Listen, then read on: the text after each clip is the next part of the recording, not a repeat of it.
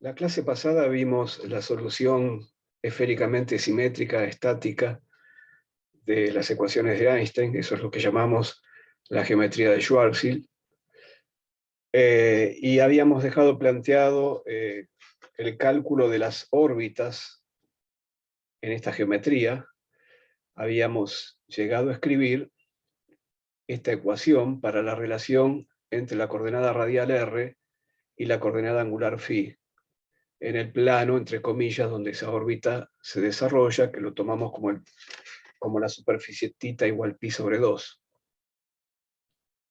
Y habiendo obtenido primero, a partir de los teoremas de conservación, una relación que era del tipo de conservación de la energía mecánica, donde habíamos encontrado que en lugar del tiempo de Newton aparecía el tiempo propio de la relatividad y aparecía un término nuevo, el término relativista, en el potencial efectivo.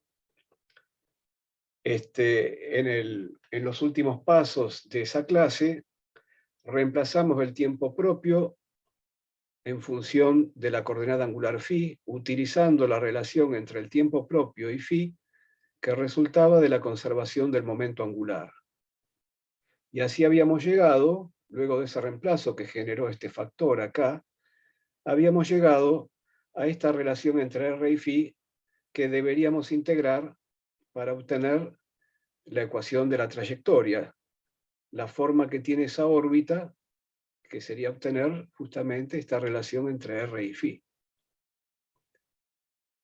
Para resolver esta ecuación vamos a apelar al mismo truco que tenemos en la mecánica clásica, donde, como bien sabemos, resulta conveniente reemplazar la variable r por la inversa de r, que habitualmente llamamos u. Bueno, eso mismo vamos a hacer acá, y entonces, en ese caso, la derivada de r respecto de φ es la derivada de u a la menos 1 respecto de φ, y termina dando esto que está acá, que vamos a reemplazar acá arriba. Entonces, hecho todo ese reemplazo, lo que queda ahora es el trabajo de integrar u como función de φ. Esto es de resolver esta ecuación de primer orden para u como función de φ.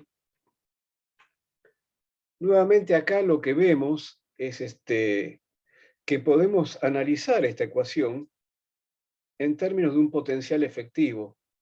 Claro, esto ya no es una energía cinética, ¿no? Porque es la derivada de u respecto de φ, no respecto de un tiempo. Pero podemos analizarlo de la misma manera para entender cómo evoluciona u a medida que transcurre φ, esto es, a medida que avanza la coordenada angular sobre la órbita. Y entonces, en ese sentido, esto juega el papel de un potencial efectivo. Y lo que vamos a hacer es desarrollar este potencial efectivo alrededor de un mínimo. El mínimo del potencial efectivo, es decir, si yo ajusto los valores de las constantes de movimiento para caer en el mínimo del potencial efectivo, eso correspondería a tener una órbita circular, porque correspondería a que el valor de u queda fijo en el valor de u que corresponde al mínimo del potencial efectivo. Esto es, a medida que avanza la órbita, a medida que transcurre el ángulo φ, si la energía y el momento angular son tales que este valor coincide con el mínimo de potencial, entonces uno puede cambiar. La derivada de u respecto de φ tiene que ser 0, y entonces tenemos un valor fijo de u que corresponde a un valor fijo de r, y por lo tanto la órbita sería circular. Bueno, eso es lo mismo que pasa en la mecánica clásica, independientemente de que esté el término relativista o no esté. Lo que queremos hacer es salir de la órbita circular, perturbando un poco este valor, para pasar a una órbita donde u, en vez de estar fijo, oscile entre un valor mínimo y un valor máximo. Lo que equivale a decir que r oscila entre un valor máximo y un valor mínimo. En la mecánica clásica, cuando nos apartamos un poquito de la órbita circular, aumentando un poco el valor de esta constante de movimiento, pasamos de la órbita circular a una órbita elíptica. Esa oscilación se realiza sobre una trayectoria elíptica, esa oscilación entre el perihelio y el afelio, entre el radio mínimo y el radio máximo.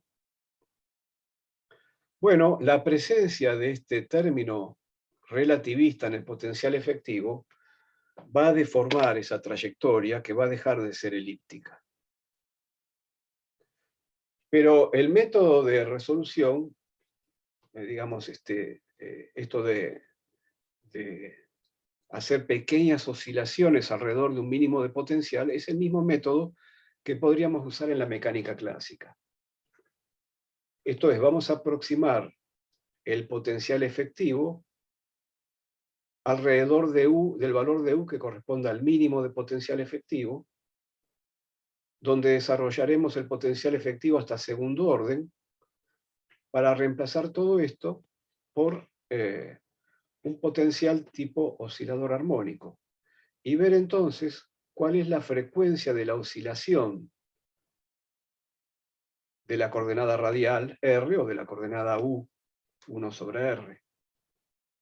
Entonces, esa frecuencia de oscilación nos va a llevar a concluir, vamos a ver cómo, que la órbita no es elíptica, que la órbita no se cierra, y que una vez que se completó una oscilación completa, donde R va del mínimo al máximo y vuelve al mínimo, el ángulo φ, en lugar de haber avanzado 2π, habrá avanzado más de 2π, y en ese caso la órbita no se llegó a cerrar, se pasó del punto de cierre, y forma un dibujo distinto al de una elipse. Esa es la idea que vamos a perseguir ahora. Entonces, en primer lugar, se trata de calcular el mínimo del potencial efectivo. Eso ya lo hicimos la clase pasada, habíamos encontrado que el potencial efectivo tenía un mínimo y tenía un máximo. Y bueno, eso sigue estando en el mismo lugar, ¿no? Entonces, ya está calculado. Nada más que ahora vamos a usar la variable U en lugar de la variable R, entonces tendremos que invertir el resultado que habíamos encontrado la clase pasada, donde acá había un más menos, pero el más era el que correspondía al mínimo del potencial, habíamos dicho.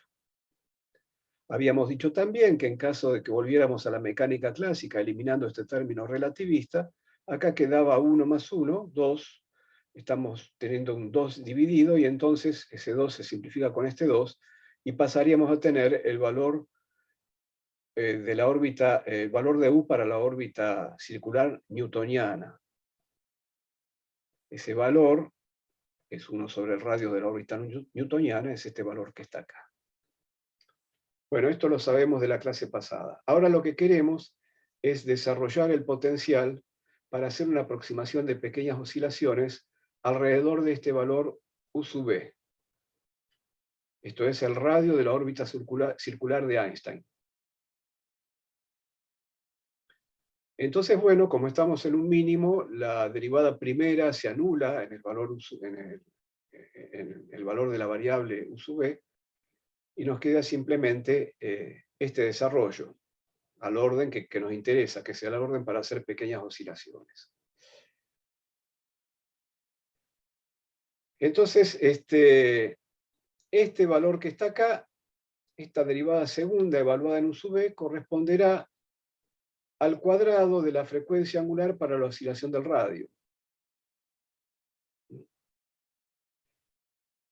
Hecha la cuenta, es decir, calculada la derivada segunda de este potencial efectivo y evaluada en U sub B, bueno, la derivada segunda da esto que está acá. Fíjense que aquí aparece un personaje que ya conocemos. 2 veces G por M sobre C cuadrado es lo que hemos llamado el radio de Schwarzschild. Entonces, la derivada segunda del potencial es 1 menos 3 veces el radio de Schwarzschild por U. Todo esto es adimensional. Recuerden que U tiene dimensiones de 1 sobre R. Y en general, este valor de U, que es 1 sobre R, nos está diciendo que para una órbita razonable, una órbita con R mucho mayor al radio de Schwarzschild, este número que está acá es un número mucho menor que 1. Y entonces, Bueno, pero por otro lado, si el término relativista es poco importante, como tenemos que evaluar esto en U sub b, dijimos, pero bueno, para el caso de una órbita cercana a los movimientos clásicos, esto es cuando el término relativista sea muy importante, poco importante, podremos aproximar el valor de U sub b, donde queremos evaluar la derivada segunda del potencial efectivo, por el valor de U sub n. Entonces, en ese caso, en lugar de evaluar en U sub b, aproximamos con el valor de U sub n, que es el valor sencillo que habíamos dicho, es esto que está acá. Esto es omega cuadrado, pero sacando la raíz cuadrada y ya tomando en cuenta que esto es muy chico, entonces directamente la raíz cuadrada la sacamos dividiendo este término pequeño por 2. Y este es el valor entonces de omega. Quiere decir entonces que habiendo reemplazado el potencial efectivo por esta forma que es útil para hacer pequeñas oscilaciones, las pequeñas oscilaciones del radio de la órbita en función del ángulo φ, entonces se describen con esta frecuencia. Esto quiere decir que en esa aproximación de pequeñas oscilaciones, en esa aproximación de potencial armónico, la función u de φ que estamos buscando es, bueno, u sub b si hubiéramos hecho la aproximación alrededor de U sub b, que es lo que inicialmente dijimos que íbamos a hacer, pero finalmente aproximamos U sub b por U sub n, y la oscilación es una oscilación armónica con frecuencia omega. Entonces, el radio de la órbita oscila con una cierta amplitud, o la coordenada U, que es su inversa, oscila con una cierta amplitud, multiplicado por coseno de omega φ. Y omega es el que acabamos de obtener. Entonces, esta es la integración de la trayectoria bajo esta aproximación de pequeñas oscilaciones alrededor de la órbita newtoniana. Por cierto, el valor de A depende, esta amplitud de la oscilación depende de las magnitudes conservadas, es decir, dependen de las condiciones iniciales. Si yo tendría ahora que reemplazar esto acá arriba para ajustar el valor de A, o acá, para ajustar el valor de A con el valor de las constantes de movimiento. Bueno, muy bien. Lo que nos interesa ahora no es ajustar el valor de A, sino estudiar si la órbita se cierra o no se cierra. Para que la órbita se cierre, cuando el ángulo φ haya avanzado en 2π, el valor de la coordenada U o de la coordenada R, que es decir lo mismo, debería volver a su valor inicial. Bien, pero ocurre acá que por la presencia de una frecuencia omega que es distinta a 1, pero que es aproximadamente igual a 1, porque esta cantidad es muy pequeña, para que el valor de U vuelva a su valor inicial, lo que tiene que variar en 2π es el argumento del coseno, pero el argumento del coseno no es φ, sino que es φ multiplicado por este número que es un poco distinto de 1. Entonces, la coordenada radial U realiza una oscilación completa cuando φ avanza un delta φ tal que omega por delta φ sea igual a 2π. Y como omega es menor que 1, esto implica que delta φ es mayor que 2π cuando U vuelve a su valor inicial. Y bueno, entonces eso quiere decir que el ángulo delta φ, despejándolo de acá, y recordando que como omega es 1 más una cantidad pequeña, su inversa se puede escribir como 1 más 3 medios de Rs sobre Rn, entonces tenemos que esperar que delta φ transcurra en un valor de 2π por 1 más esta cantidad pequeña para que recién U vuelva a su valor inicial. Esta cantidad pequeña multiplicada por 2π es lo que nos debemos pasar si supongamos que hemos partido de un R mínimo, es decir, de una posición en el perihelio. tenemos que pasarnos en esta cantidad para volver a tener de vuelta una posición de perihelio, una posición de R mínimo. Y por eso esta cantidad es lo que se llama el avance del perihelio. Lo que está haciendo la trayectoria es esta figura. Supongamos que partimos de acá y que este es el acercamiento máximo al Sol o a la estrella de la que se trate. Entonces la órbita está haciendo esto, pasa por un afelio, y cuando vuelve al perihelio, nos excedimos en un ángulo delta phi, que es lo que estamos calculando. Es este ángulo que está acá.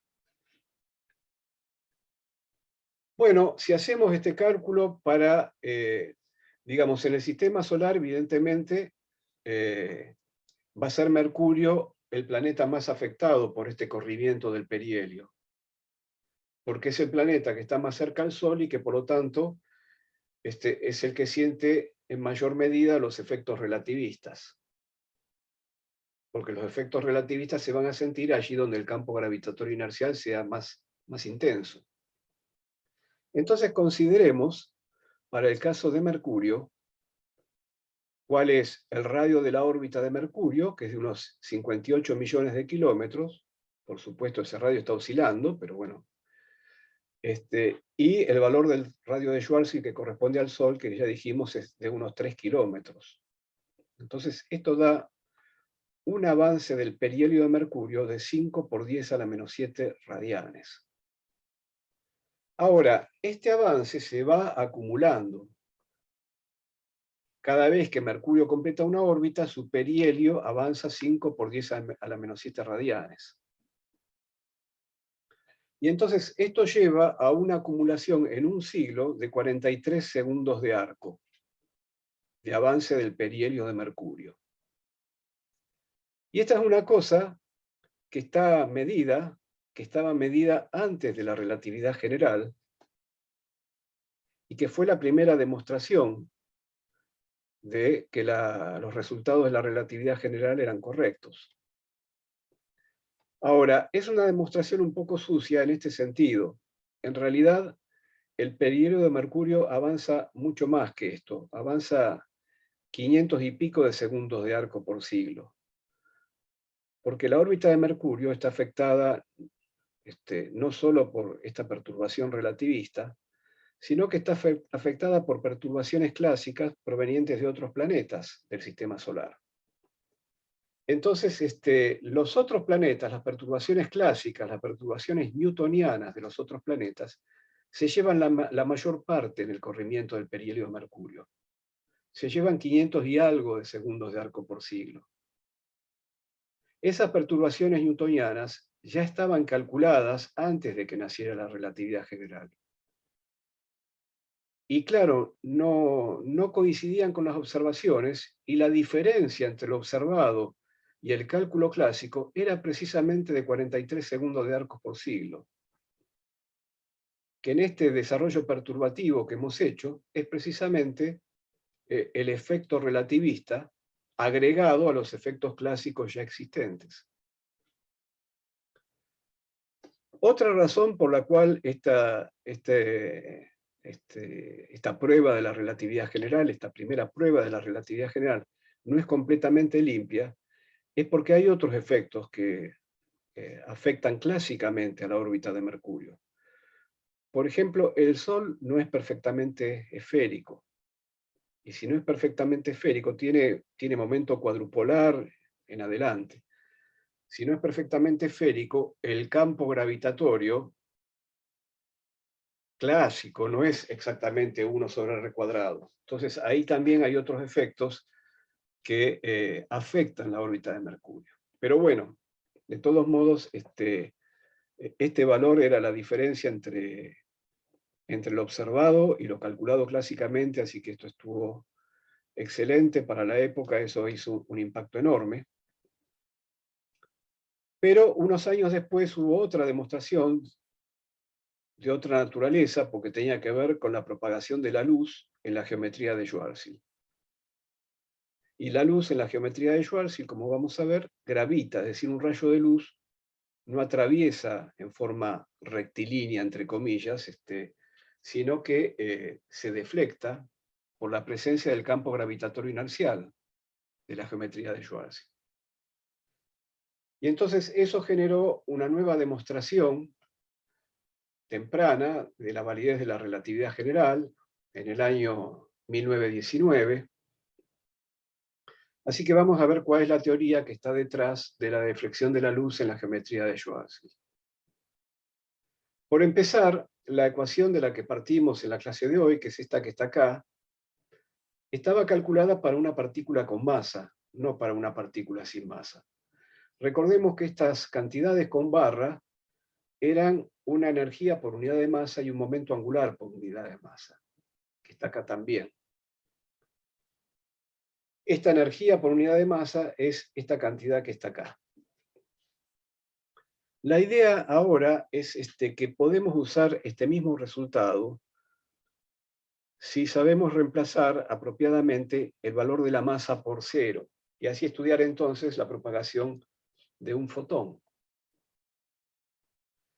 Lo primero que vamos a hacer es multiplicar toda la ecuación por la masa. La podemos multiplicar por la masa al cuadrado. Entonces, a ver. Bueno, lo primero que vamos a hacer es despreciar acá este término, porque si la masa va a ser reemplazada por cero, aquí n barra me queda e cuadrado sobre 2m cuadrado. Bien. Después acá tenemos un L cuadrado, que es un L cuadrado, un L barra cuadrado, que es un L cuadrado sobre una masa al cuadrado dividiendo, ¿no? Que está acá también. Eso me da una masa cuadrado arriba en estos términos. La masa al cuadrado que está acá arriba se simplifica con la masa al cuadrado que nos quedó acá n barra. Así que este término sobrevive, sigue siendo una constante, es simplemente e cuadrado sobre 2c cuadrado dividido L cuadrado. Este m cuadrado se simplificó con la m cuadrado que venía de esta L barra. En cambio, en este otro término, cuando escribo L barra como L sobre m, me queda una m cuadrado acá arriba, y al tomar m igual a 0, este término desaparece. De manera que el límite para m tendiendo a 0 de esta relación está perfectamente bien definido, así que usaremos esta misma relación que nos quedará en este caso, habiendo entonces dejado de lado el término lineal, nos queda de esta manera. Estoy multiplicando por 2, simplificando este 2, aquí se me forma un 2gm sobre c cuadrado, que es el radio de Schwarzschild, y aquí me quedó una constante que era E sobre LC, como dijimos. Esa constante que está al cuadrado, ¿no? E sobre LC lo podemos escribir de esta manera. La energía de un fotón es P por C. El momento angular para un fotón que viene de muy lejos con un parámetro de impacto D, el momento angular es P por D. Entonces, simplificando P y simplificando C, la constante que está acá, B, no es otra cosa que la inversa del parámetro de impacto.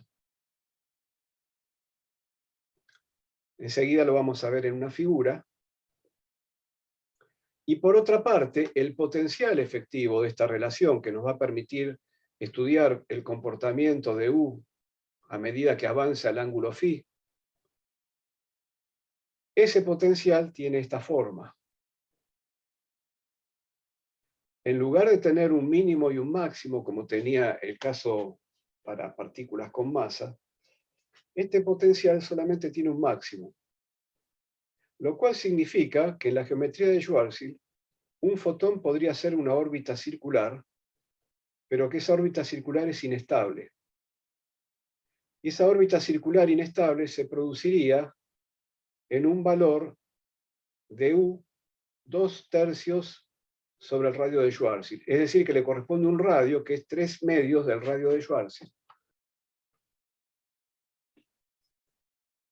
Así que prácticamente esa órbita circular inestable del fotón se da en la vecindad del horizonte de eventos. Bueno, muy bien.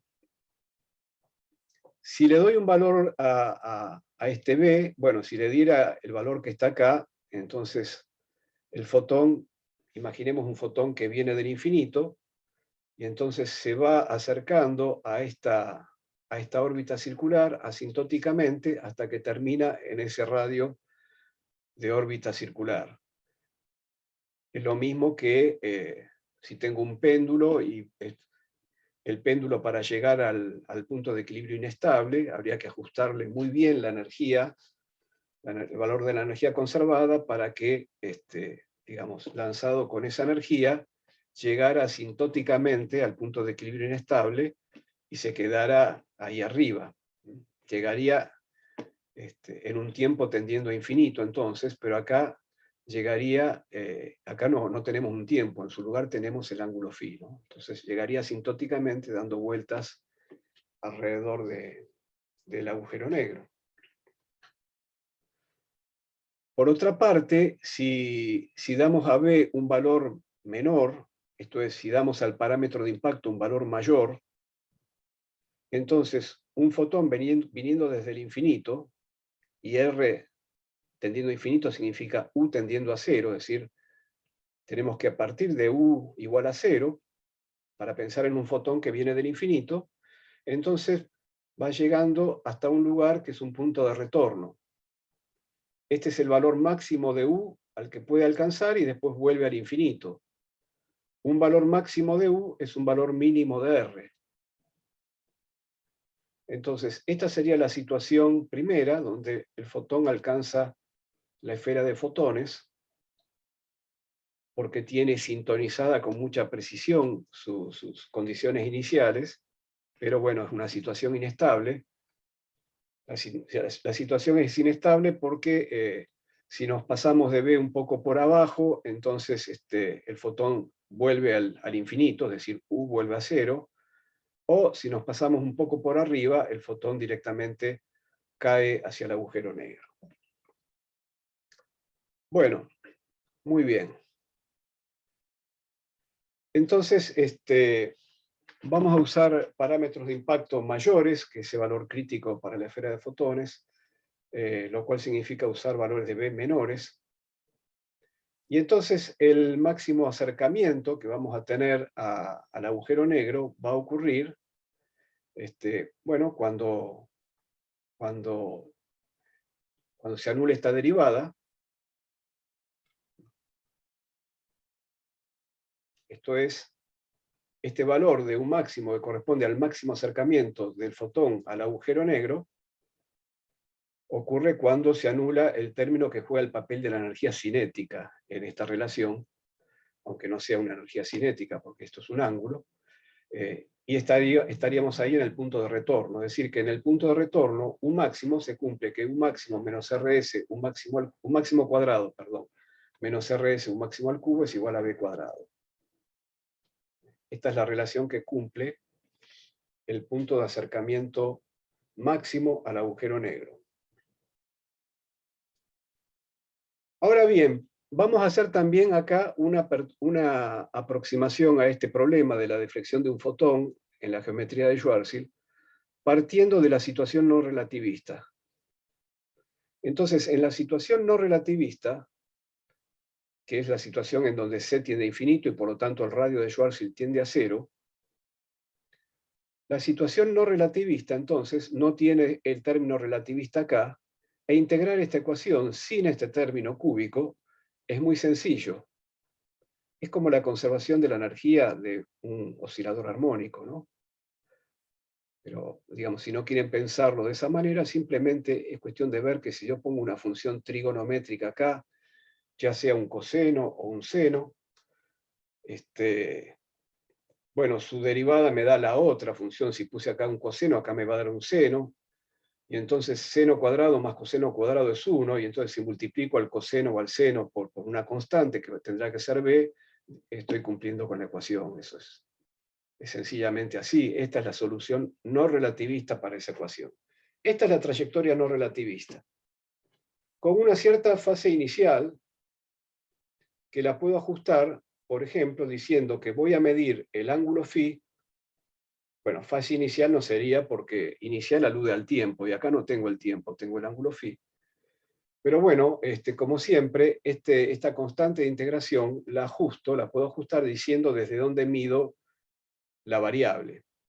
Y bueno, si digo que mido la variable φ desde el punto de la órbita donde u es máximo, y para que u sea máximo el coseno tiene que dar 1, entonces, si yo quiero que en φ igual a 0, en el origen de coordenadas para el ángulo φ, el coseno valga 1, bueno, voy a tener que tomar alfa 0 igual a 0, porque el coseno de 0 me da 1, ¿no? Bueno, entonces elimino esta constante de integración diciendo que vamos a medir φ desde el punto de máximo acercamiento. Entonces, esta es la solución clásica, b por coseno φ. ¿Qué es esto? ¿El rayo de luz en la solución clásica se deflecta o no se deflecta? Bueno, precisamente esto que está acá es la ecuación de una recta en coordenadas polares. Porque fíjense, si despejo entonces el coseno φ me queda como u sobre b, pero u es 1 sobre r. Así que el coseno φ me queda 1 sobre br, o b a la menos 1 sobre r. B a la menos 1 era el parámetro de impacto, ¿no? Bueno, esto me está diciendo que el parámetro de impacto es un cateto adyacente de un triángulo donde la hipotenusa es r, que es lo que está acá dibujado. A medida que el rayo de luz se mueve, digamos, este es el centro dispersor, acá digamos, es el centro de simetría del agujero negro.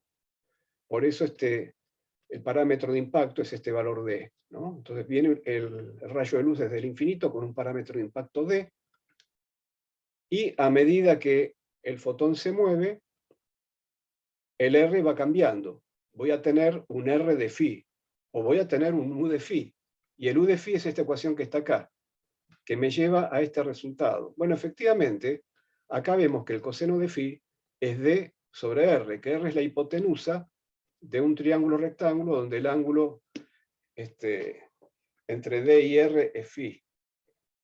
Quiere decir entonces que la solución clásica es la recta. Solo si esta trayectoria es una recta tengo esta relación entre r y φ. No hay deflexión clásica.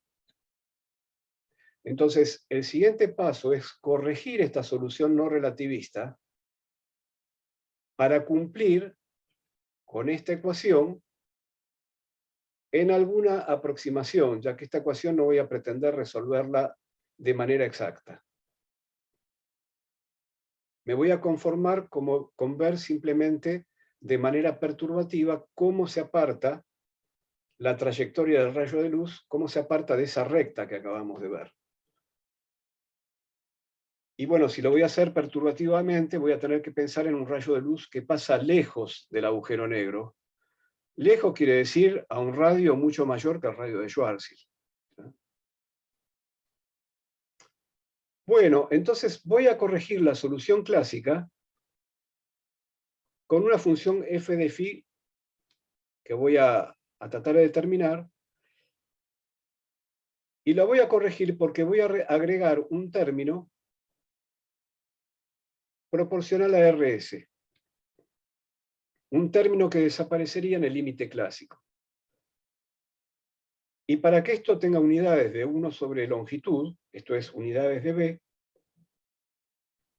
b tiene unidades de 1 sobre longitud, claro, es la inversa del parámetro de impacto, entonces acá a b lo multiplico por b el radio de Schwarzschild, y entonces así esto que está acá tiene las unidades correctas.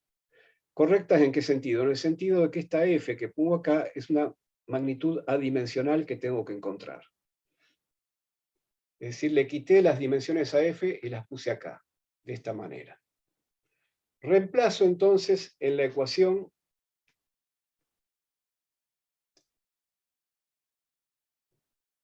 reemplazo en la ecuación, pero la aproximación va a consistir en lo siguiente. Como este término es relativista, este término ya tiene RS, que es el parámetro, digamos, que me indica el orden perturbativo. Voy a llegar a primer orden perturbativo en el parámetro RS. Este término entonces ya es de primer orden. Y como ya es de primer orden, la U cubo que está acá la voy a aproximar por la solución no relativista. Y entonces este término lo paso del otro lado para dejar la incógnita que es U de este lado. Entonces la ecuación queda así.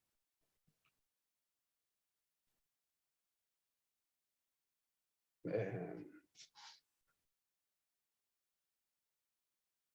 ver, ¿qué pasó acá? El U al cubo lo reemplacé por la solución no relativista, que era B por el coseno de φ. Así que aquí me quedó un B cubo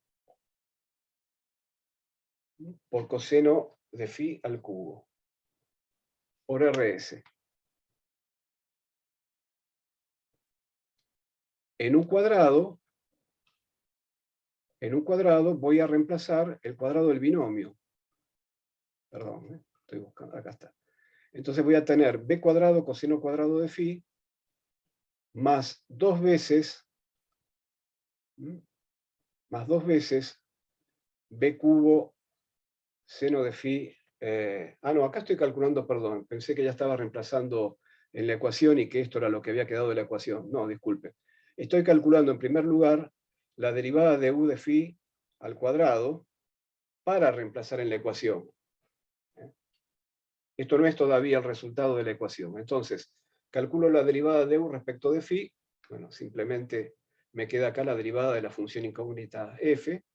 Todo esto lo tengo que elevar al cuadrado, y para elevarlo al cuadrado me voy a quedar solamente con el término lineal en RS. Entonces me queda b cuadrado seno cuadrado de φ menos dos veces el primero por el segundo. Este es el término lineal en RS. Tendría que hacer el cuadrado del segundo término, pero eso ya va a ser cuadrático en RS. No lo considero, lo tiro, y por eso esto es una aproximación. Ahora sí, voy a reemplazar en la ecuación. Y entonces, en la ecuación hay algunas cosas que se van a cancelar. Las cosas que no se cancelan son las siguientes.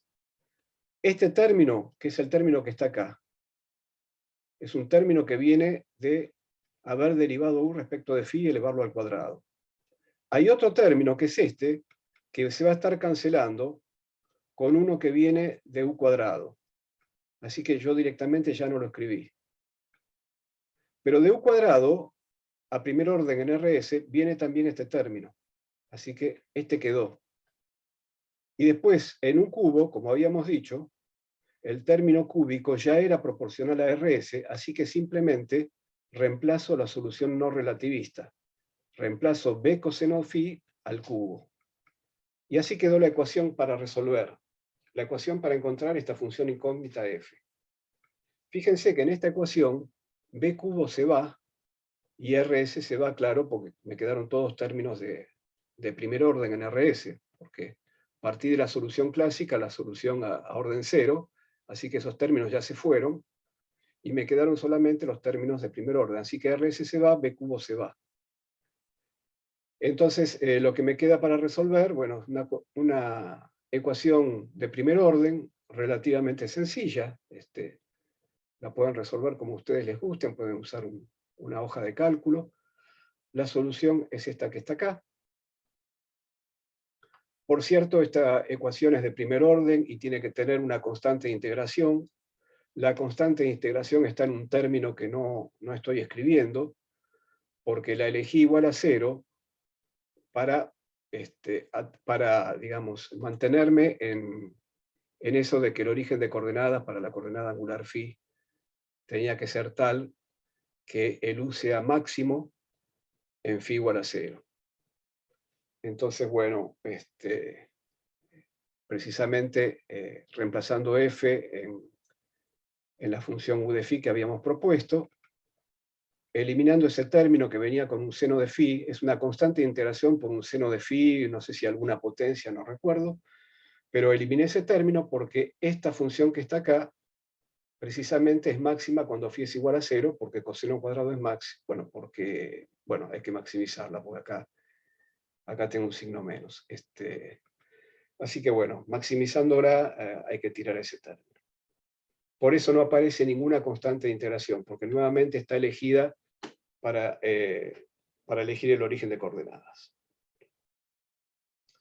Bueno, vemos que efectivamente phi igual a 0, perdón, claro, ahora estoy rebobinando.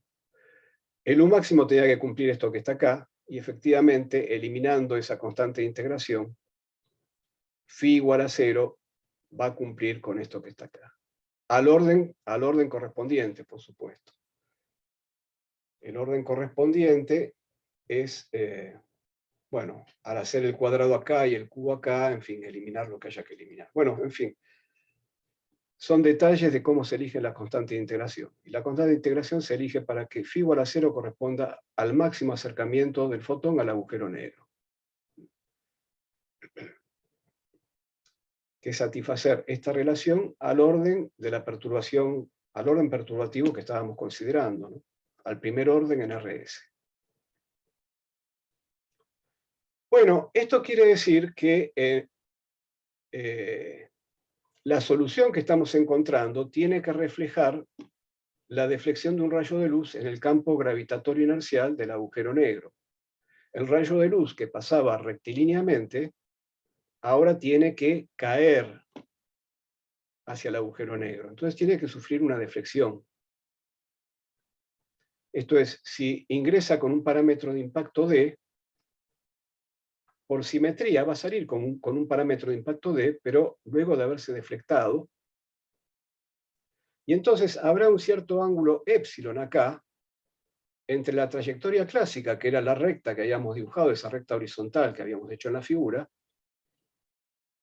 y la trayectoria perturbada que estamos considerando por los efectos relativistas. Lo que nos interesa es calcular este ángulo épsilon, o si ustedes quieren, calcular el ángulo de deflexión, que es el ángulo entre la dirección de entrada y la dirección de salida, que es este ángulo que es el doble de épsilon. Es 2 veces épsilon. Entonces, esto quiere decir que cuando la partícula viene del infinito, esto es cuando U es 0, viene con un ángulo phi, que como está medido desde acá, es menos pi sobre 2, porque lo estoy midiendo en el sentido opuesto al avance del ángulo phi, es menos pi sobre 2, que sería el ángulo que traería en la solución no relativista, es menos pi sobre 2 más épsilon, porque tengo que contabilizar esto. Y va a salir para el otro lado con el ángulo phi igual pi sobre 2 más épsilon. Entonces, ¿cómo calculamos épsilon? Tomamos la solución, ponemos u igual a 0, que corresponde al infinito, y reemplazamos aquí phi por pi sobre 2 más épsilon o por menos pi sobre 2 más épsilon. Da igual, porque el coseno es una función par. Entonces, es esto que está acá. Reemplazamos u por 0, que corresponde a r infinito, y reemplazamos el ángulo por pi sobre 2 más épsilon, donde épsilon es una incógnita. Bueno, muy bien, entonces el coseno de pi sobre 2 más épsilon a primer orden en la perturbación es menos épsilon.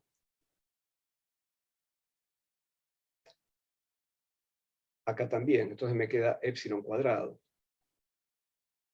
Si sigo en el desarrollo perturbativo del coseno, el siguiente término, coseno de pi sobre 2 más épsilon es un seno en realidad, ¿no? El siguiente orden perturbativo es épsilon cubo. Así que no haberlo considerado está bien, porque aquí tengo un épsilon cuadrado, estoy tirando el término cúbico. Me quedo con el cuadrado, acá no había ningún término cuadrático en este primer término, así que no me estoy olvidando de nada, y me queda una ecuación cuadrática para obtener épsilon, si quisiera, ¿no?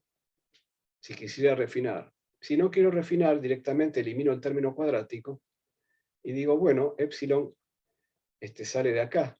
de estos dos términos. Simplifico uno de los b en el segundo término, y me queda que epsilon en primera aproximación es b por rs. Es decir, es el radio de Schwarzschild dividido el parámetro de impacto. La deflexión, entonces, del rayo de luz, que es 2 épsilon, es 2 veces el radio de Schwarzschild dividido el parámetro de impacto.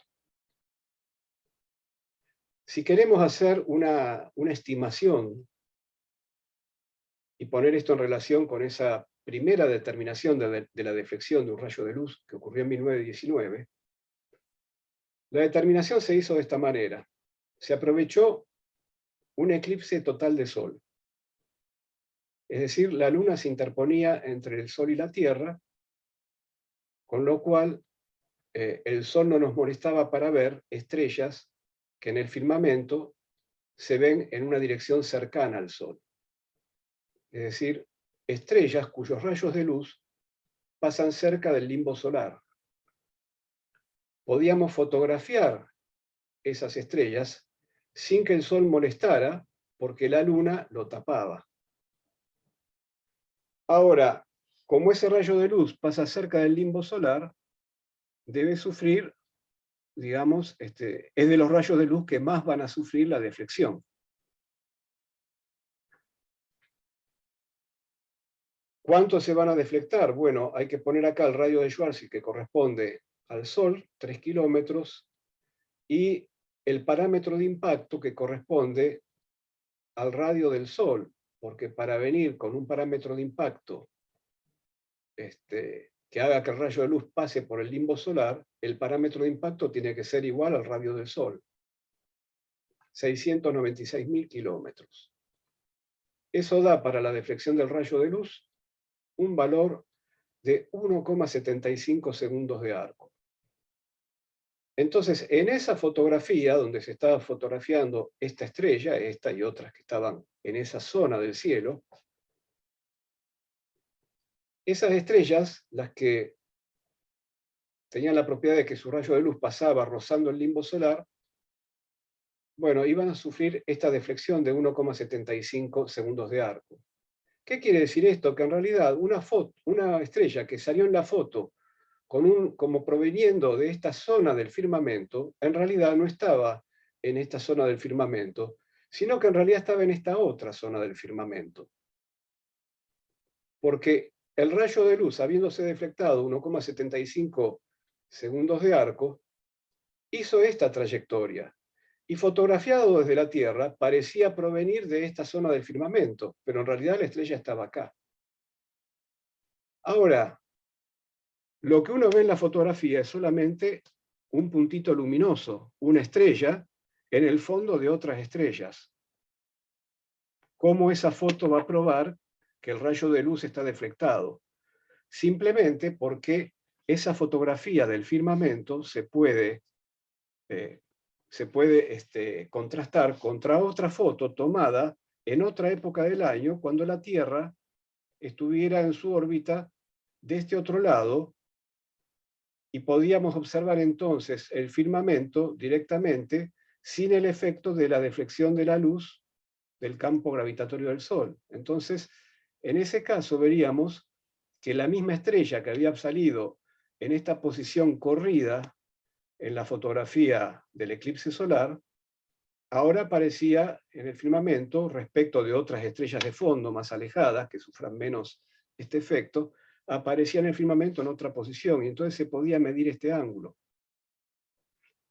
En verdad, el resultado fue muy impreciso, es decir, el efecto estaba, pero el resultado del 1,75 segundos de arco digamos, tenía un error muy considerable. Pero bueno, esto fue también una de las primeras determinaciones, y fue la determinación que le dio a Einstein la fama universal que inmediatamente tuvo, porque esto salió en los diarios de todo el mundo, y Einstein se volvió una persona que todo el mundo quería conocer, y bueno, así fue que llegó a la Argentina en 1925, visitando Sudamérica, visitó Brasil, Uruguay y la Argentina, acá se quedó unos meses, En el barrio de Belgrano pueden ver la casa donde él estuvo parando un mes, hoy en día es la Embajada de Australia. Bueno, vamos a hacer un intervalo hasta las 4:05, ¿les parece?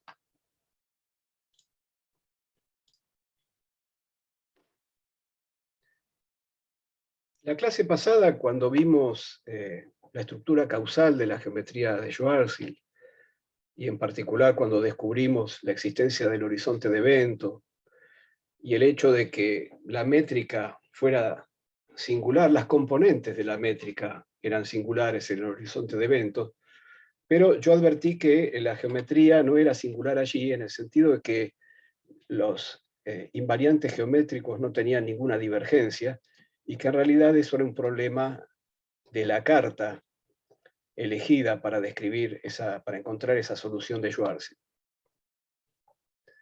En particular, habíamos visto que en el horizonte de eventos, el tiempo coordenado, la coordenada t, divergía. Y bueno, yo comenté que en otra carta eso se va a ver de otra manera. Vamos a ver una carta que es de 1960, la carta de Kruskal y Sekeres, que es una carta que está libre de todos estos problemas. En particular de la cuestión esta también enojosa de que en la zona exterior del agujero del horizonte de eventos, la coordenada t es la coordenada temporal y la r es la espacial, y en la región interior es al revés. Esta carta, la de Kruskal y Sekeres, tiene buen comportamiento en la vecindad del horizonte de eventos, y además la coordenada que es temporal siempre, y la coordenada que es espacial siempre. Y como YAPA nos va a permitir ver en una misma carta las dos posibles selecciones de conos de luz futuros en la región interior al horizonte de eventos. El cambio de coordenadas que hay que hacer es un cambio que afecta solamente a las coordenadas t y r. Las coordenadas θ y φ quedan como están. De las coordenadas t y r vamos a pasar a coordenadas que llamaremos u y b. Y el cambio de coordenadas se hace de esta manera. En la región exterior se hace de esta manera, y en la región interior se hace de esta manera. La única cosa que ocurre entre lo exterior y lo interior es el intercambio entre u y b. En la región exterior, u está asociado a un coseno hiperbólico de t, y b al seno hiperbólico, y en la región interior es al revés. Este cambio de coordenadas está buscando que este sector de esta subvariedad que están describiendo este par de coordenadas, esta subvariedad de dos dimensiones, se vea conformemente plana, como vamos a ver enseguida.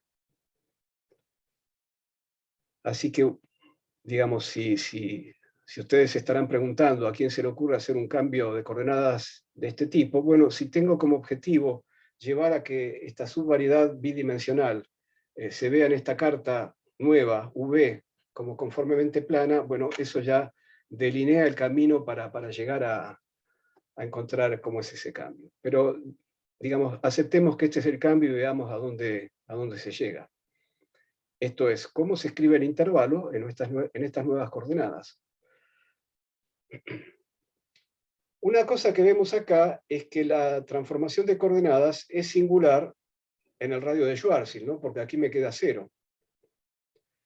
Es esperable que así sea, porque si yo quiero, digamos, curar un problema que tengo en la carta vieja, un problema que me aparece de que las componentes de la métrica son singulares en el radio de Schwarzschild, bueno, para curarlo, la transformación de coordenadas va a tener que ser también singular en el radio de Schwarzschild. Así que, muy bien, eso tampoco nos tiene que sorprender. Entonces, una forma de entender nuevas coordenadas, como siempre, es dibujar en el plano de las viejas coordenadas, o al revés, cómo se ven las líneas coordenadas nuevas. Es decir, las líneas donde las coordenadas respectivamente son cada una de ellas constantes. En este caso son dos coordenadas. Lo que vamos a hacer es al revés, en realidad. Vamos a dibujar en el plano de las coordenadas BU las líneas de t constante y de r constante. Así vemos la relación entre estos dos juegos de coordenadas. Entonces, claro, conviene dibujar las líneas de t constante y de r constante. ¿Por qué? Porque si yo tomo u cuadrado menos b cuadrado, este exponencial me sale de factor común, este módulo también, y me queda coseno hiperbólico cuadrado menos seno hiperbólico cuadrado, que vale 1. Me desaparece t. En u cuadrado menos b cuadrado no está t, está solo r. Por lo tanto, las líneas de r constante son líneas de u cuadrado menos b cuadrado constante. Son hipérbolas.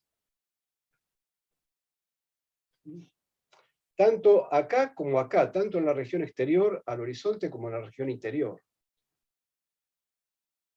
El resultado es este. En ambos casos, porque a pesar de que aquí, para conseguir coseno hiperbólico cuadrado menos seno hiperbólico cuadrado, tendría que ser b cuadrado menos u cuadrado, y no u cuadrado menos b cuadrado, para levantar el módulo acá, tendría que dar vuelta en la región interior, tendría que dar vuelta o acá, en una de las dos, para levantar el módulo, porque el signo de lo que está acá adentro es distinto en la región interior que en la región exterior. Así que en una de las dos voy a tener que dar vuelta a los términos para poder levantar el módulo. Y entonces eso hace que en ambas regiones la relación entre v y r sea la que está acá. U cuadrado menos b cuadrado es una hipérbola. Claro, el carácter de la hipérbola, hacia dónde mira la hipérbola, depende de que este miembro sea positivo o negativo. Eso sí, depende de que esté en la región interior o en la región exterior.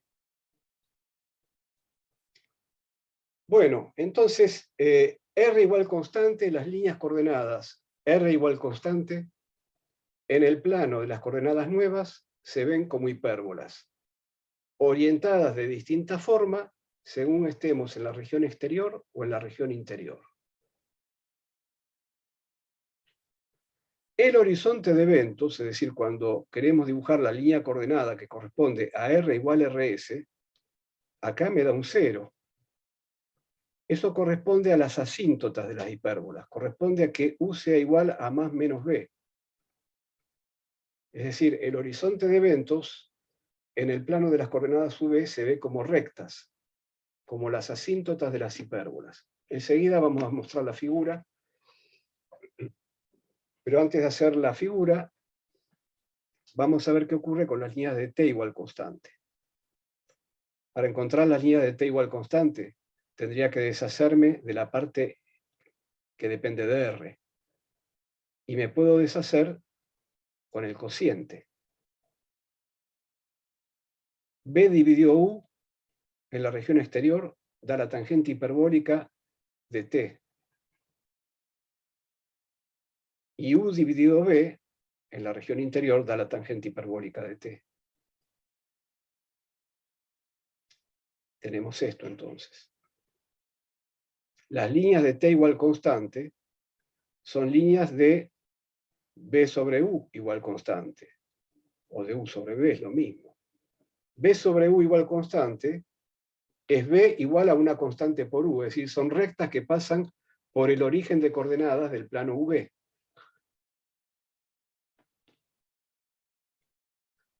En particular, si t es infinito, si es más menos infinito, la tangente hiperbólica de más menos infinito da más menos 1.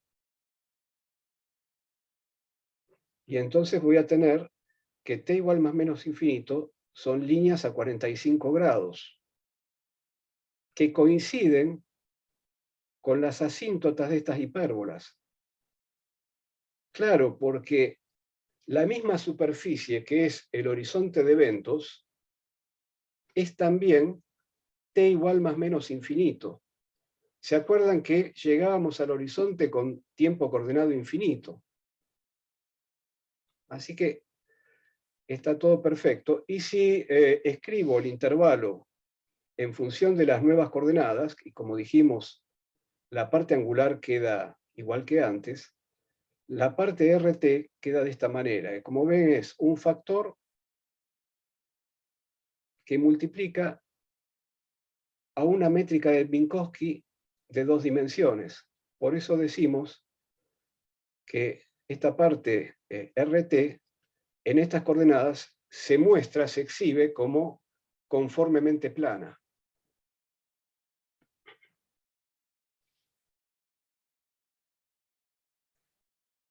En cuanto al R que quedó acá y que quedó acá y acá, está molestando porque lo que queremos es escribir todo en función de las nuevas coordenadas. Así que tendríamos que escribir R en función de V. Para escribir R en función de V, habría que despejarlo de acá. Pero esta es una ecuación trascendente, no podemos despejar R de acá en función de V. Nos dice que R es alguna función de U cuadrado menos B cuadrado, pero no podemos ver cuál función es. Así que esto queda implícitamente dicho. Es decir, esta R que está acá la tenemos que pensar como una función de V. Y en cuanto a la figura de la que veníamos hablando, la figura es esta. En las coordenadas V, las líneas de R igual constante se ven como ramas de hipérbola, con orientaciones distintas según si estamos dentro del agujero negro con R menor que RS, dentro del horizonte de eventos, perdón, con R menor que RS, o fuera del horizonte de eventos con R mayor que RS. Ven que cambia la orientación de la hipérbola. En particular, R igual a 0, la singularidad de la geometría de Schwarzschild, es una de estas hipérbolas. Las líneas de t igual constante son rectas que pasan por el origen en el plano V. Entonces, y en particular la línea de t infinito y de t menos infinito coinciden con las asíntotas de las hipérbolas, que son también las líneas de R igual a RS. Esta asíntota es la asíntota t igual a infinito, R igual a RS. De manera que si yo vengo... bueno, y el hecho de que sea conformemente plano, ¿para qué lo estamos buscando? Para que los rayos de luz se vean con pendiente a 45 grados en el plano de las nuevas coordenadas. Entonces, los conos de luz tienen todos la misma abertura. Entonces, si yo vengo desde el exterior del horizonte de eventos, cayendo hacia la singularidad, en algún momento atravieso el horizonte de eventos, R igual a RS, y lo atravieso cuando la vieja coordenada t se hace infinita. A partir de allí adentro, cuando estoy en la región interior, la relación entre t, u y b pasa a ser la que corresponde a esta otra relación, que es simplemente cambiar de pendiente, y entonces voy pasando de t igual a infinito a t positivo pero que se acerca a cero, y después a t negativo hasta que llego acá a t menos infinito.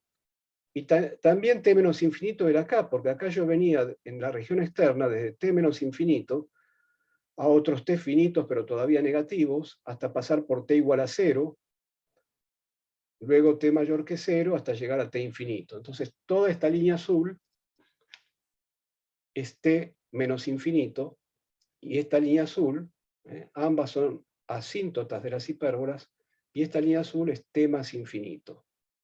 Y todos los r's, desde 0 hasta infinito,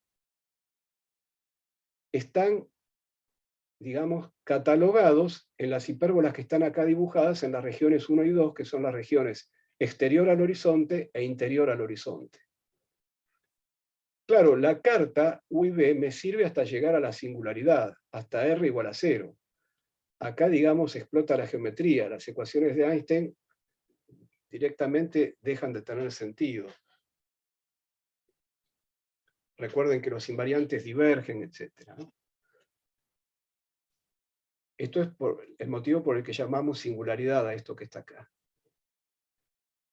Entonces, esta zona gris se entiende por qué está en gris, porque bueno, acá se me terminó realmente la geometría de Schwarzschild.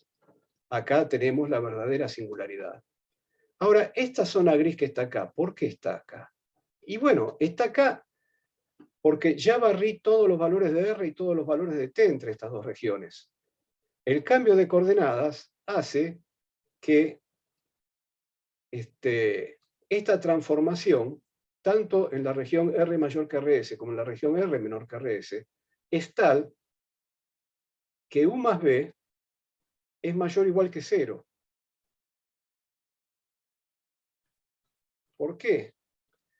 Bueno, porque U más B es esta cantidad que es positiva, factor común, de coseno hiperbólico más seno hiperbólico.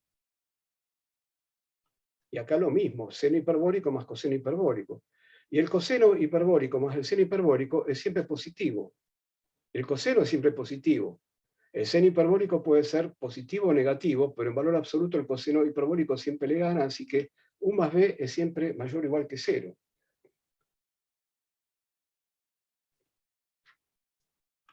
Por ese motivo, solo usamos la mitad de este plano, la mitad que corresponde a U más B mayor o igual que 0. Y en realidad U más B igual a 0 es solamente una condición asintótica a la que llegamos en el cambio de cartas con T tendiendo a menos infinito, ¿no? Bueno, muy bien. Entonces, aquí tenemos en esta nueva carta varias ventajas de las que ya hablamos. La expresión del intervalo no muestra ninguna singularidad alrededor del horizonte. La singularidad, por cierto, en R igual a 0, esa que aparezca no nos tiene que molestar porque es geométrica. La carta es buena en el sentido de que en ningún lugar donde haya en todo lugar donde la geometría se comporta bien, la carta también se comporta bien. Otra ventaja que tiene es que los rayos de luz radiales se ven a 45 grados. Por cierto, cada punto en esta figura representa la superficie de una esfera, porque representa todas las coordenadas, todos los posibles valores de θ y de φ, cada punto de esta figura. Cuando yo trazo acá una línea de universo, estoy pensando en un movimiento exclusivamente radial, no estoy viendo la parte orbital. Entonces, todos los rayos de luz se ven a 45 grados, todos los conos de luz tienen la misma forma y todos los conos de luz miran para arriba, porque en este cambio de coordenadas, bueno, nuevamente, la coordenada temporal es B en todas partes, y la coordenada espacial es U en todas partes, tanto en la región exterior como en la región interior, que es esta zona pintada en amarillo. Entonces, si yo quiero trabajar en la vecindad del horizonte, esta carta parece ser mucho más adecuada. Ahora, quiero insistir en qué pasa con esta zona que está acá en gris. Yo podría imaginarme eventos que tengan coordenadas U y B con U más B menor que 0. Eventos que estarían en esta carta por acá. Si yo le doy a las ecuaciones de Einstein este intervalo, es decir, estas componentes del tensor métrico, sin decir cuánto valen U y B, y resuelvo las ecuaciones de Einstein, las ecuaciones de Einstein se cumplen. Tanto si U más B es mayor o igual que 0, como si U más B es menor que 0. A las ecuaciones de Einstein no le molesta el rango de las coordenadas UV. Quiere decir que yo podría extender el rango de las coordenadas UV para generar toda digamos, una especie de espejo de estas dos regiones en la zona gris, y extender entonces la geometría de Schwarzschild en ese sentido. Hacer que la carta U y B corra a todos los valores posibles. Por cierto, cuando lleguemos a la singularidad, ahí nos vamos a quedar, pero habrá también una singularidad pasada, así como hay una singularidad futura, una singularidad que está en el cono de luz, en el futuro de todos los conos de luz, y que es la que corresponde a la singularidad de nuestra elección del futuro en la clase anterior, pero dijimos esa elección que hicimos en realidad no es la única posible de la región interior. También podríamos elegir la otra, y no son equivalentes ambas elecciones, porque la coordenada temporal era la R en la región interior, y la métrica no es invariante ante cambio de R por menos R. Entonces, nos quedamos con una sola elección del futuro, pero la otra estaba todavía ahí pendiente. Y lo que vamos a ver es que en esta carta de Kruskal-Sekeres, si extendemos el rango de las coordenadas V, entonces va a aparecer entonces en la zona gris un par de regiones más, que son el espejo de estas dos, en donde la singularidad va a estar en el pasado de los conos de luz y no en el futuro. Lo que estamos diciendo es que en realidad podemos extender sin molestar a las ecuaciones de Einstein. Podemos extender la geometría de esta manera. Con una singularidad pasada, una región número 4, cuyo horizonte de eventos se comporta como el horizonte de un agujero blanco, porque todo lo que está acá, en la región 4, tiene que salir o bien a la región 1 o bien a la región 3, que son las regiones externas, las regiones que comunican con R infinito. Hay dos regiones R infinito, una para este lado y otra para este lado, que no están causalmente conectadas entre sí, porque esas dos regiones exteriores, 1 y 3, si yo quisiera conectarlas causalmente, tendría que hacerlo con una señal que superara la velocidad de la luz, que saliera por fuera de los conos de luz. Así que no hay conexión causal entre 1 y 3. Son dos regiones externas que no se ven una a la otra.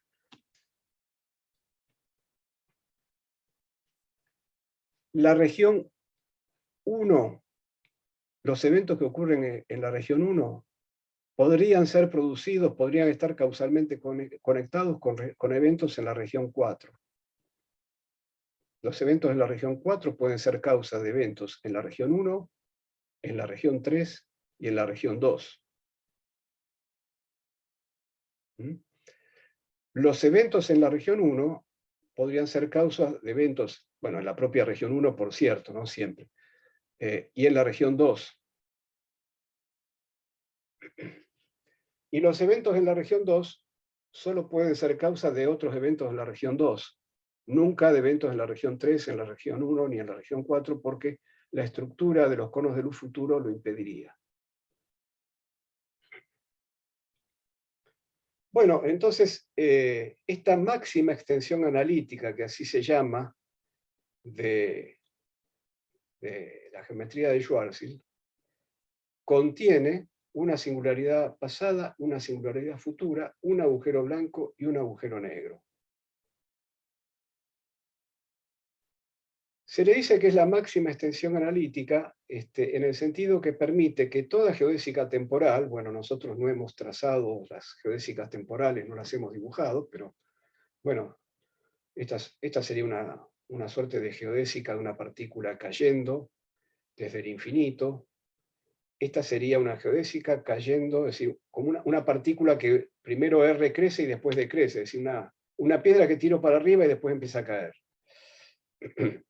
Y esta sería una piedra que tiro para arriba, pero con energía suficiente para que llegue al infinito. Bueno, lo que ocurría en la estructura de la carta original de la geometría de Schwarzschild es que si geodésicas temporales, como estas dos que están acá dibujadas, uno las extendía hacia el pasado, llegaba al horizonte de eventos a un tiempo propio finito, sin que allí pasara nada para que justifique que ahí se interrumpiera la geodésica. Entonces, estas geodésicas ahora las podemos extender entrando en la región 4 hacia el pasado hasta llegar a la singularidad pasada. Por cierto, ahí más no se pueden extender, por eso esta es la máxima extensión analítica. Entonces, una geodésica como esta viene de la singularidad pasada y llega a la singularidad futura. Es decir, cualquier geodésica, si se interrumpe porque llegó a la singularidad, nunca porque llegó al horizonte. Entonces, esta carta nos permite ver la máxima extensión analítica de la geometría de Schwarzschild. Bueno, dicho todo esto de la geometría de Schwarzschild, ¿existen los agujeros negros en la naturaleza? Y si existen, ¿cómo se forman? ¿Cómo se formaron? ¿Existen los agujeros blancos? Bueno, antes de ir a esta cuestión, acá hay un listado de otras cartas posibles. Por ejemplo, esta es la carta que se llama de coordenadas isotrópicas. Fíjense que esta carta, donde R es justamente R cuadrado, X cuadrado, más Y cuadrado, más Z cuadrado, donde X y Z son las coordenadas que están acá, en el límite de campo débil, que sería para R mucho mayor que RS, va a tener la forma que tiene el campo débil en el gauge de Lorentz. Así que esta es una carta que cumple con el gauge de Lorentz en el límite de campo débil. Acá tenemos otra carta también muy usada, que es la de coordenadas de Eddington-Finkelstein, donde la coordenada B, que está acá, esta B mayúscula, se define de esta manera, y entonces el intervalo queda escrito así. Lo que tiene de interesante esta carta es que esta coordenada B es una coordenada nula, esto es, si yo me intereso por estudiar los rayos de luz radiales, las geodésicas nulas radiales, donde por lo tanto θ y φ permanecen constantes sobre esas geodésicas y esta parte de intervalo se anula, entonces los rayos de luz radiales, como tienen que anular el intervalo, lo que tienen de particular es que la coordenada B es constante. Entonces, la coordenada B es constante, se anula este término y se anula este término. Entonces, sobre un rayo de luz radial, la coordenada B es constante. En este caso, esto sería un rayo de luz, por lo que vemos acá, entrante, y podríamos tener una carta donde acá hubiera un menos, y bueno, tendríamos un rayo de luz saliente, en fin. Otra carta interesante para la misma geometría de Schwarzschild es la que le da al intervalo lo que se llama la forma de Kerr-Schild. Hay una carta donde esta coordenada T mayúscula se define de esta manera. Fíjense que una definición como esta tiene sentido porque es integrable, ¿no? Yo estoy diciendo que diferencial T, que es un diferencial exacto, es igual a todo esto. Por lo tanto, lo que está de este lado tiene que ser un diferencial exacto también. Este término es un diferencial exacto, y este también, en el sentido que es cerrado, es un diferencial R sobre R. Bueno, esto es una forma cerrada. Entonces, la forma de Kerr-Schild consiste en tener el intervalo descompuesto de esta manera, como el intervalo de Minkowski, y acá vemos el intervalo de Minkowski en coordenadas esféricas, más una cantidad que está compuesta de esta manera, una cierta función de las coordenadas, en este caso de la coordenada R, multiplicado por una unoforma al cuadrado, bueno, pero una unoforma nula. Lo que hay acá es una unoforma nula. Nula en el sentido de que el módulo al cuadrado de la unoforma da 0, el módulo da 0, y da 0 tanto en la carta de Minkowski como en la geometría de Schwarzschild. Eso, bueno, hay que demostrarlo, pero es así. Es decir, está claro que esta es una unoforma nula de esta geometría de Minkowski, pero también lo es de la geometría de Schwarzschild. Bueno, son distintas cartas que se usan en la literatura para trabajar en la geometría de Schwarzschild. Entonces, habíamos dicho, bueno, los agujeros negros existen, ¿cómo se forman? Bueno, esto también llevó mucho tiempo de entender, y bueno, mucho tiempo no tanto, digamos, ya en los años 30 se había entendido, vamos a ver aparecer acá Chandrasekhar, y bueno, yo no los menciono acá en el apunte, pero Oppenheimer también, estudiaron la evolución de las estrellas, qué pasa cuando una estrella envejece. Entonces, lo primero que tenemos que entender es que una estrella es una masa de gas, y que ese gas podría colapsar gravitatoriamente y compactarse. Como se compactaría, por ejemplo, un líquido en un recipiente. Yo apoyo un recipiente con un líquido sobre una mesa. ¿Por qué las moléculas que componen ese líquido no se van todas al fondo, no se precipitan gravitatoriamente hacia el fondo? Bueno, porque dentro del líquido hay una presión. Las moléculas se están golpeando entre sí y entonces esa presión compensa la tendencia a caer hacia el fondo. Del mismo modo, una estrella es una masa gaseosa que no colapsa gravitatoriamente hacia el centro porque dentro hay una presión. ¿Y de dónde viene esa presión? Esa presión viene de una energía que se genera por fusión nuclear en el interior de las estrellas, en la parte más central, más caliente de las estrellas.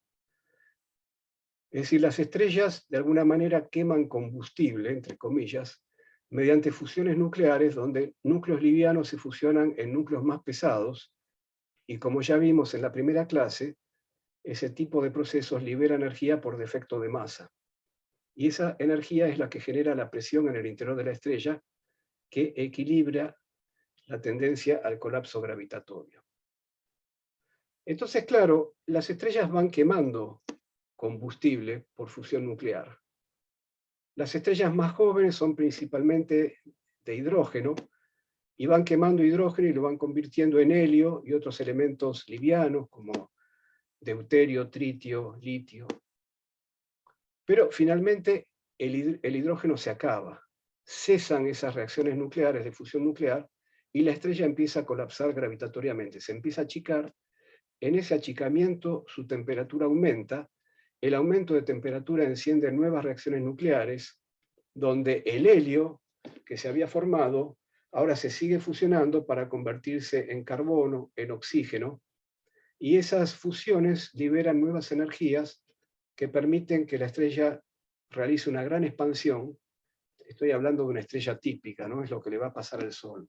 Por ejemplo, esto de convertirse en esa gran expansión en lo que se llama una gigante roja.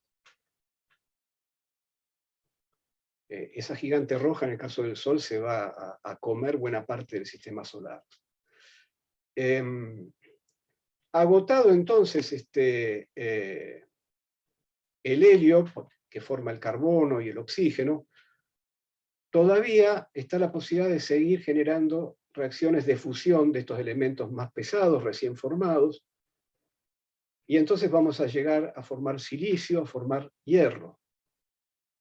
Si ustedes se acuerdan de aquella primera clase, habíamos visto la curva de la energía de ligadura por nucleón, y habíamos visto que la zona del hierro y del níquel era la más estable, en el sentido de que a partir de esos elementos, si pasábamos a elementos más pesados, ya no se obtenía energía por fusión, sino que había que fisionarlos, bombardeándolos con neutrones, por ejemplo, como fuera.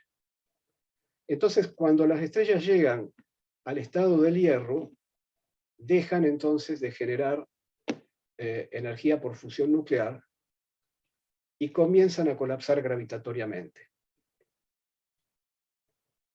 Ahora, en realidad, la materia de la estrella está altamente ionizada, es decir, los electrones están mayormente libres, y entonces a medida que va colapsando gravitatoriamente, esos electrones se empiezan a juntar y empiezan a formar una presión interesante, que es la presión del gas degenerado de electrones, que finalmente, si la masa de la estrella no es muy grande, puede llegar a equilibrar la tendencia al colapso gravitatorio. Esa nueva presión, la que proviene del gas degenerado de electrones, puede frenar el colapso de la estrella.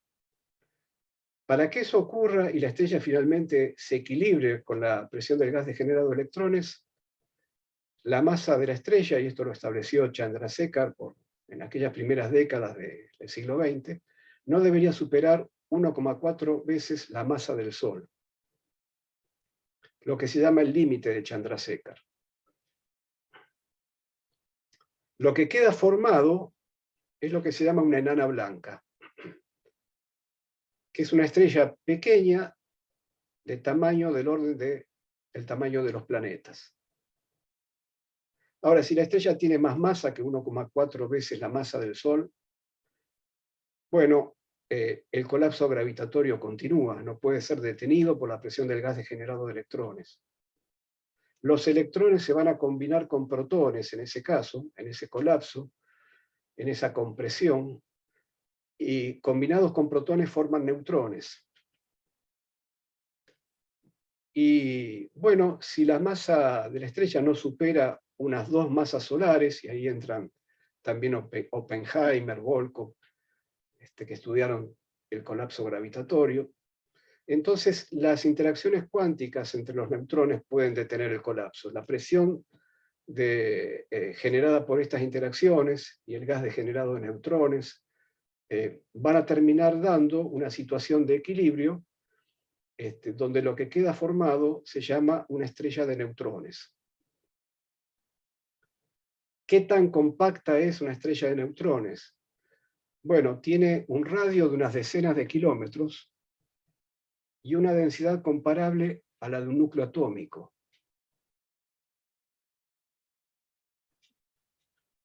Si la masa supera unas 3 masas solares, tampoco el colapso gravitatorio se detiene en este estado. Entonces, en ese caso, el objeto se seguirá compactando para formar finalmente un agujero negro, es decir, va a terminar exhibiendo su horizonte de eventos. Estrellas que son muy masivas, 8 masas solares, una cosa así, en la dinámica de este colapso pueden terminar explotando como supernovas. Y en esa explosión se generan elementos pesados, es decir, se generan los elementos más pesados que el hierro. Y en esa explosión puede quedar residuos de esa explosión de distinto tipo. Por lo pronto, en el centro de la explosión puede quedar o bien un agujero negro o bien una estrella de neutrones rápidamente rotante, si había momento angular inicial, que en general lo hay. Entonces, bueno, al compactarse, para conservar el momento angular, el giro tiene que ser cada vez más rápido, entonces se forma una estrella de neutrones rápidamente rotante. Se llaman púlsares porque en general estas estrellas tienen un campo electromagnético que produce un pulso de energía electromagnética, y como las estrellas están rotando,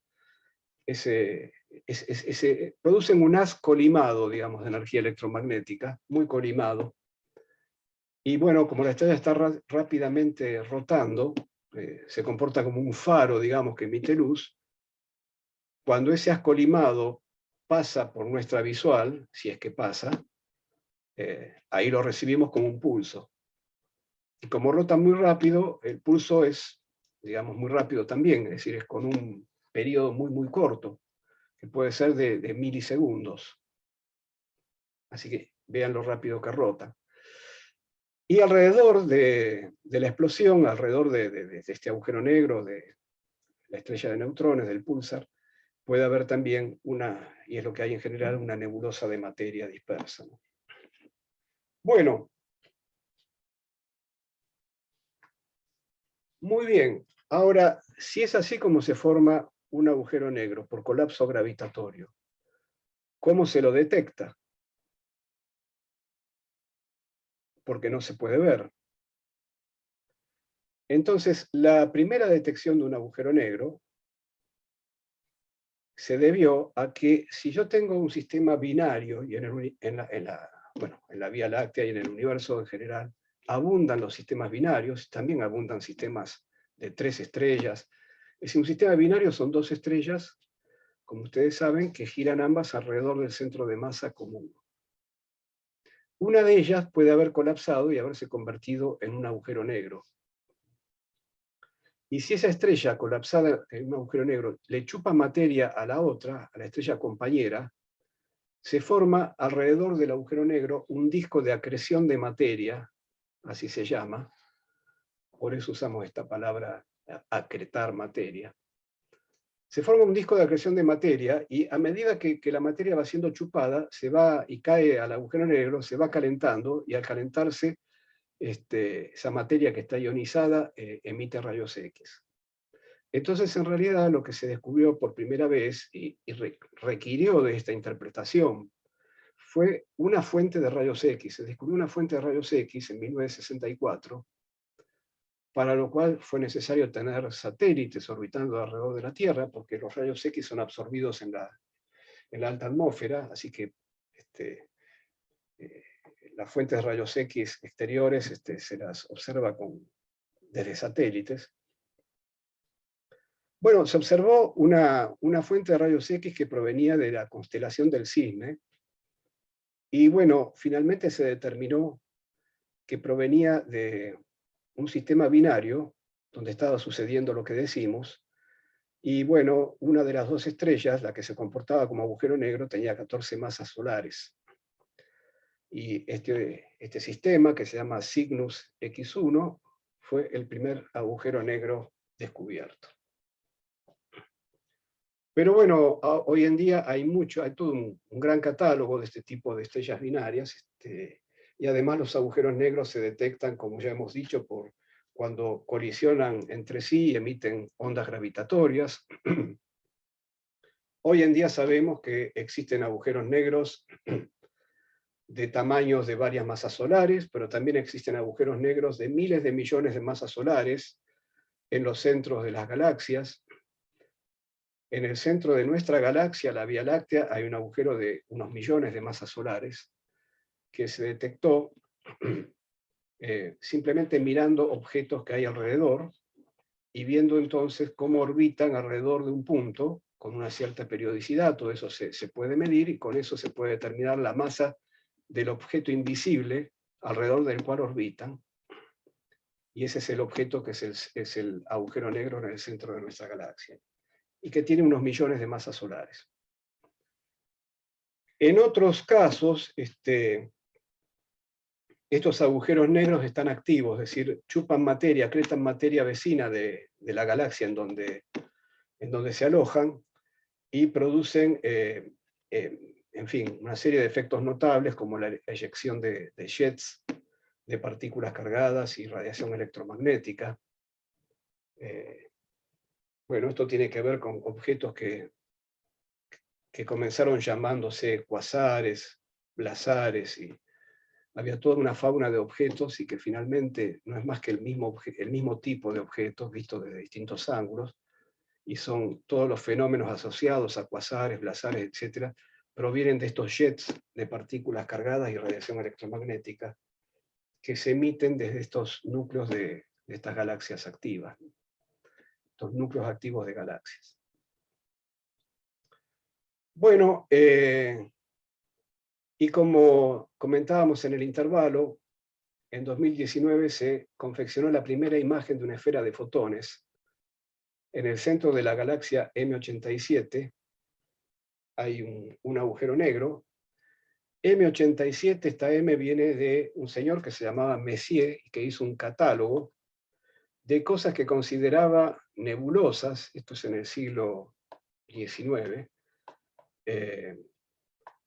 porque se veían en el cielo manchitas borrosas que las llamaban nebulosas. Entonces, M87 era una de esas nebulosas. A comienzos del siglo XX, digamos, en las primeras décadas del siglo XX, se comprendió que nosotros vivíamos en una galaxia, en un agregado de estrellas de ciertas dimensiones, y que fuera de nuestra galaxia había otras galaxias, y que M87 era otra galaxia, como Andrómeda era otra galaxia. Y bueno, todavía no se tenía a comienzos del siglo XX el concepto de que el universo, los sistemas estelares en el universo se agrupaban en infinidad de galaxias, y luego las galaxias se agrupaban a su vez en cúmulos de galaxias, etc. Bueno, entonces M87 era una galaxia, y M87 tiene un poderoso jet de estos que venimos hablando, que también estaba fotografiado y no se sabía qué era. No se comprendía que venía de fenómenos que ocurrían alrededor del agujero negro, no se sabía que en el centro de las galaxias había agujeros negros. Y bueno, si hay un gran agujero negro, el de M87 tiene miles de millones de masas solares, bueno, hay una esfera de fotones a su alrededor a 1,5 veces el radio de Schwarzschild que corresponde a esos miles de millones de masas solares. Y entonces, por primera vez se pudo confeccionar una imagen para la cual se usó una red de radiotelescopios que cubren todo el planeta y que fueron tomando imágenes simultáneas y a lo largo del tiempo de este objeto, y sumando todas esas imágenes, es decir, depurando todos los datos obtenidos, se pudo construir una imagen de la esfera de fotones alrededor de este agujero negro. Así que yo les recomiendo que ustedes vayan a estas referencias que están acá para enterarse más sobre todo esto. Para finalizar la clase de hoy, quiero comentar una cuestión que es un tanto curiosa, si se quiere. Supongamos que yo estoy en la geometría de Schwarzschild, en la carta original, RT, y me intereso por una partícula que se mantiene en posición en un evento de coordenadas r-θ-φ fijos. Así que una línea coordenada con r-θ-φ fijos no es una línea geodésica, ¿no? Es decir, para sostener para que esa partícula se comporte así, tiene que haber una fuerza que la sostenga, que le impida caer hacia el agujero negro. Bueno, vamos a entender que esa partícula está, por cierto, en la región exterior al horizonte de eventos, esto es que R es una coordenada espacial. La cuadrivelocidad de esta partícula es esta que está acá, porque las coordenadas espaciales están fijas, por lo tanto las derivadas valen cero. Esta es la cuadrivelocidad.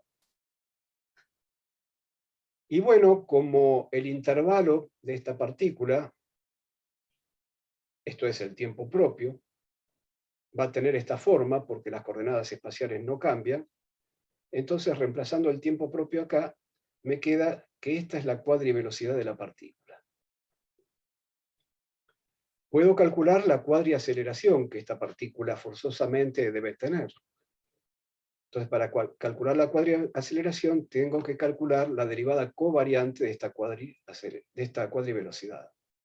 Esto es, tengo que hacer esto, derivar las componentes de la cuadrivelocidad, pero como R fijo, no cambia a lo largo del tiempo propio de la partícula. Esta primera derivada vale cero. Me queda esto.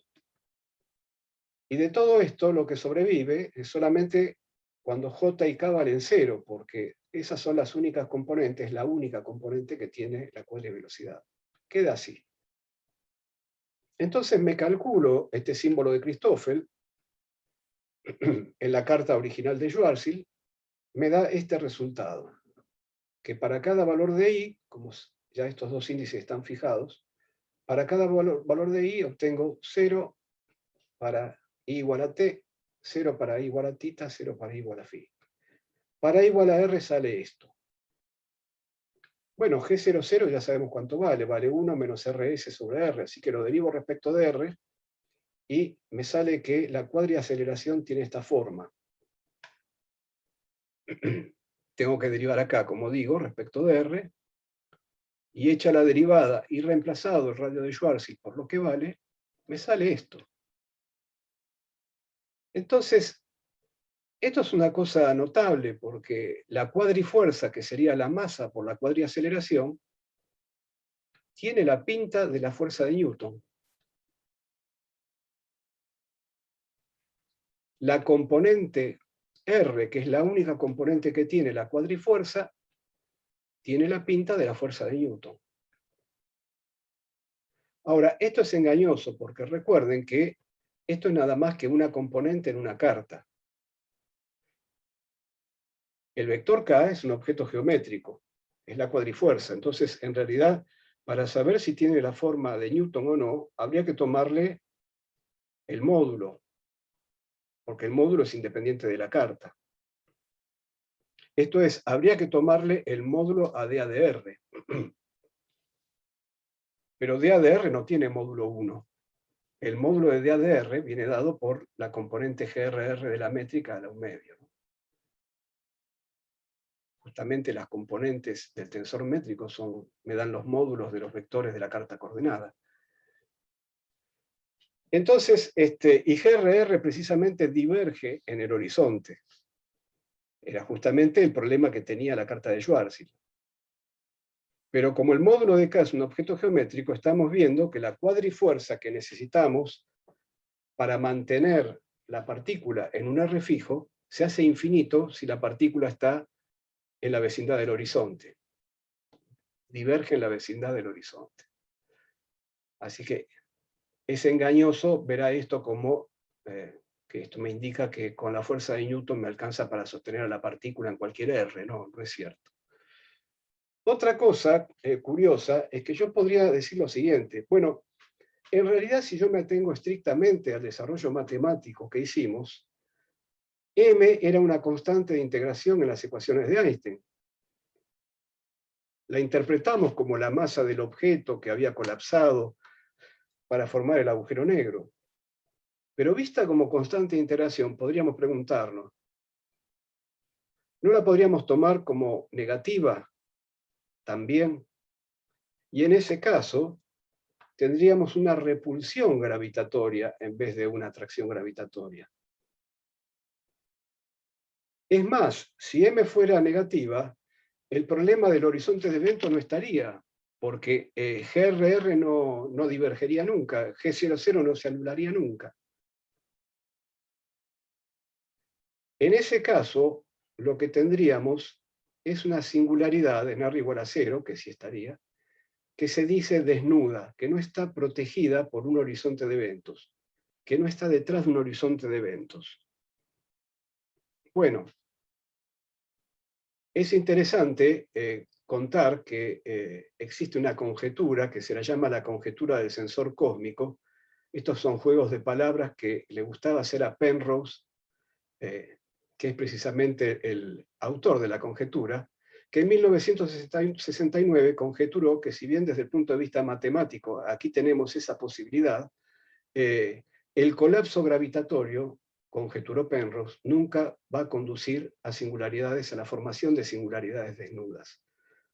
Por eso llamó esto la conjetura del sensor cósmico. Penrose recibió el premio Nobel el año pasado